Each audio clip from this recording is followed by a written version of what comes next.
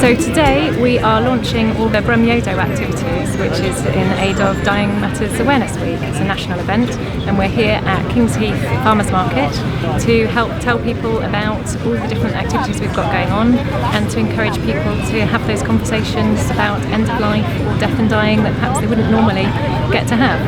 Help our community think and talk a little bit about death and dying. As a doctor, I see people who act their extremists, who are having to make decisions at a very stressful time. If it became a societal norm that people told their family what their wishes were, then it would make that dying so much less stressful for people when they actually get there, because that is what people worry about. They worry about what's going to happen to their stuff, they worry about what's going to happen to their family. I think our society, we need a bigger change that's not just on the individual level. What we've done is created a sort of positive network and community of people who are willing and happy to do things to sort of try and get people talking about death and dying. Lots and lots and lots of little conversations turn into a bigger conversation, and we're tapping away really at this notion that nobody wants to talk about this stuff, and hopefully we'll be a bit more open and honest about our own deaths. Could you give just an impression of what it's like to be present when somebody dies well? It's usually that there isn't too much conflict in the family, that people have had a predictable decline, that the doctors and nurses have been very upfront about what's happening. And in fact, most of the bad deaths I've seen, it's where conversations haven't happened, either between families or between nurses and doctors and the family. And what we know is that if you're ill prepared, then it's a real trauma. Everybody is entitled to a good end to their life, and that needs talking about, and it needs planning, and it needs owning by ourselves as people and not by hospitals and medical professions. And what BrumYODO has done is has brought people together. Banana bread.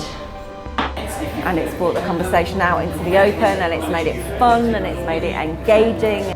One of the things that I'm most excited about is the fact that we've managed to get some before I die big blackboards up around the city, and I love those because that's an opportunity for people to just think really quickly about what they would like to do before they die. So it's not really about death, it's about life.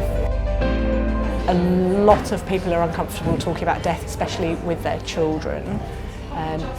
And I don't know whether there's a feeling that we can protect them by not talking about them, but in my experience, I don't feel that that's the case. And my mother died, and I think it was really important that we talked about it a lot. And to carry on having these conversations, and for the children to grow up knowing that death is part of life. If you roll back the clock decades, it was normal for people to die at home, and for all of us to have had some experience as a daughter or a mother or a friend of somebody who was dying, whereas now we've confined that experience to a more professional experience, and people feel nervous or disempowered, and we hide away from the dying.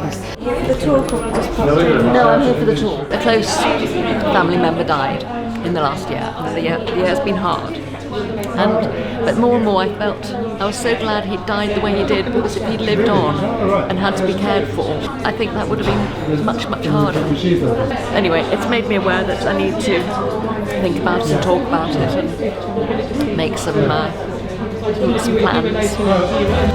This really matters because people are very vulnerable when they've got long-term illnesses and have sudden deteriorations that they don't have a lot of control over. Their families are vulnerable around loss and the time of bereavement. I know that there are GPs, including me, who would like to be delivering this care, which is fundamental to general practice, much better than we are able to at the moment because of the system. And I hope that through events like this, where people get to know about some of the issues, get to learn about some different choices, that they might be able to come in and demand better from the healthcare system. I had my first experience of death when I was quite young. I had a cousin who's 18 months older than me who died just before I was 18. I don't know, I think when you're young you tend to feel a bit immortal, but I think because of Richard dying when I was 18, I don't know, you get a sense that you're not immortal, which doesn't have to be morbid, but I think it makes you embrace life, and it also makes you quite realistic about death. It's not that we want it, but it's going to happen at some point, so, you know. You just got to talk about it.